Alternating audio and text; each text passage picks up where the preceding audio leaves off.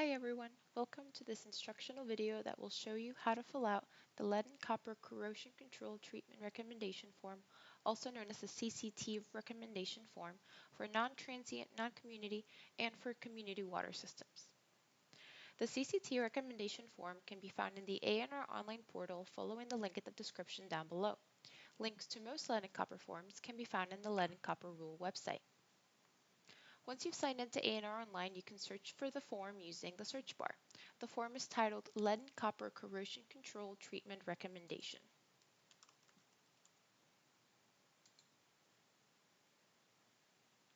Once you've reached the form, you can review the instructions. To be able to complete this form, you will need to have a subscriber agreement on file. The subscriber agreement is an ANR Online form used to request electronic signature approval and to have the water system associated with your ANR Online account. If you've not already done so, please visit the link in the instruction page to the subscriber agreement form to request signature approval. You only need to go through this process once. Before you begin the form, you will need to compile some water quality data which you will need to fill out the form. You will need the water system's most recent iron, manganese, pH, and alkalinity results for finished water. If you do not have access to these data easily, you can search the Public Drinking Water Search database for the most recent results. You can find the drinking water search linked in the description box down below.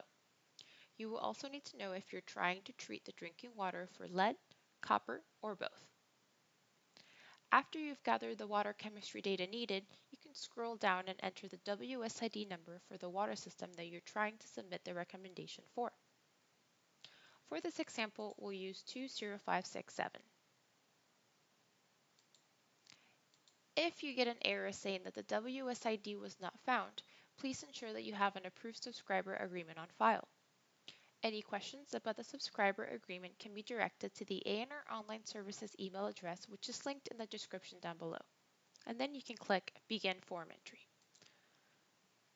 The first page contains water system information which will pre-fill depending on the WSID entered in the landing page. The water system information includes the name, the water system ID, the water system type, the population served, the number of service connections, the water type, the water system operating category, as well as the administrative contact email and the designated operator email.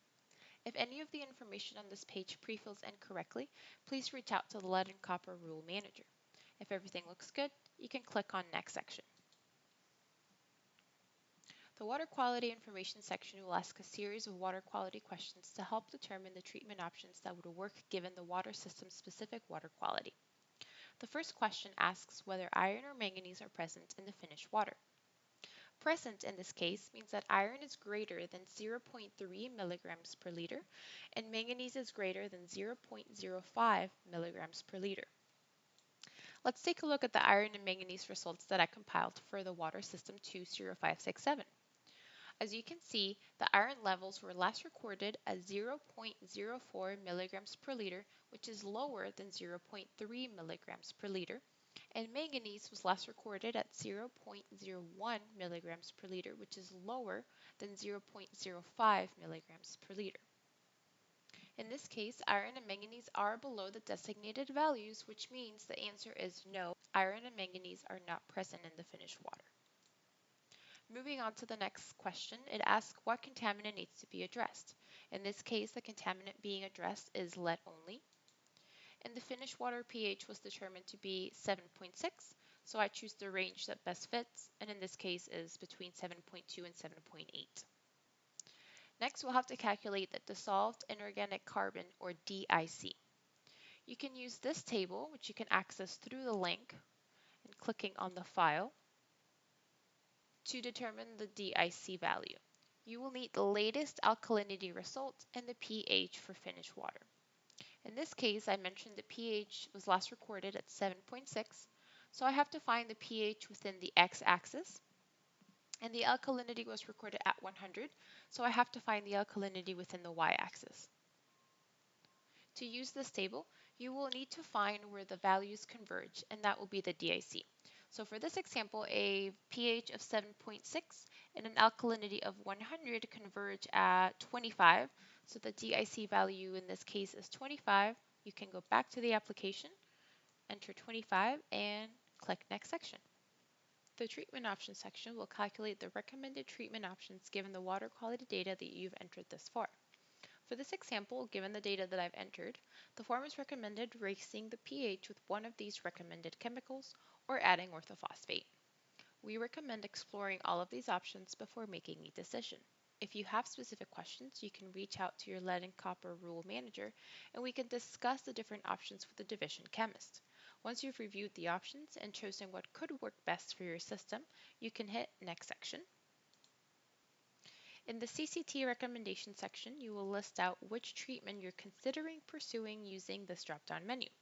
For this example, I have reviewed the options and have chosen orthophosphate addition as the chosen treatment. Keep in mind that once the corrosion control treatment is installed, it is possible that the water system will be reclassified to a higher category. The water system operator will need an operator license of equal or greater category compared to the operating category of the water system. If you have any questions about this, please reach out to your lead and copper rule manager or the operator certification team, which are both listed in the description box below. Next, you will list out the rationale for choosing this particular treatment. In this case, pH is already within the ideal range for orthophosphate and the operator on site has experience using orthophosphate. And you can attach any water quality data that you used to prepare this form by either browsing your computer files by clicking Choose File or drag and drop. Last, you will list out any other treatments available in the system. For this example, the system also does manganese removal via sequestration. Once the section is filled out, you can hit Next Section to move on to the Review section, where you will get the opportunity to review the form to confirm the form is populated completely and accurately prior to the certification and submission. Once you are satisfied with the form, you can go to the next section. The last part is the signature page. In this section, you will digitally sign the form and submit it. For the purpose of this example, and because I'm an internal user, I can skip the signature portion, the certified statement pops up, and I can submit the form. You can click on the View Submission button, which will take you to the submission page, where you can check the form status and submit any corrections if requested. If you submit the form successfully, you will receive an email confirming the submission has been received by the Lead and Copper Rule Manager. The submission and recommendation will be reviewed. The Lead and Copper Rule Manager may reach out to ask about the recommendation if needed. Once accepted, the status of the form will be updated to deemed complete, at which point the submitter, the administrative contact on file, and the designated operator on file will receive an email to alert that the CCT recommendation has been approved. This is the end of the instructional video. If you have any questions or concerns about the lead and copper corrosion control treatment recommendation form, please reach out to the compliance section. Thank you.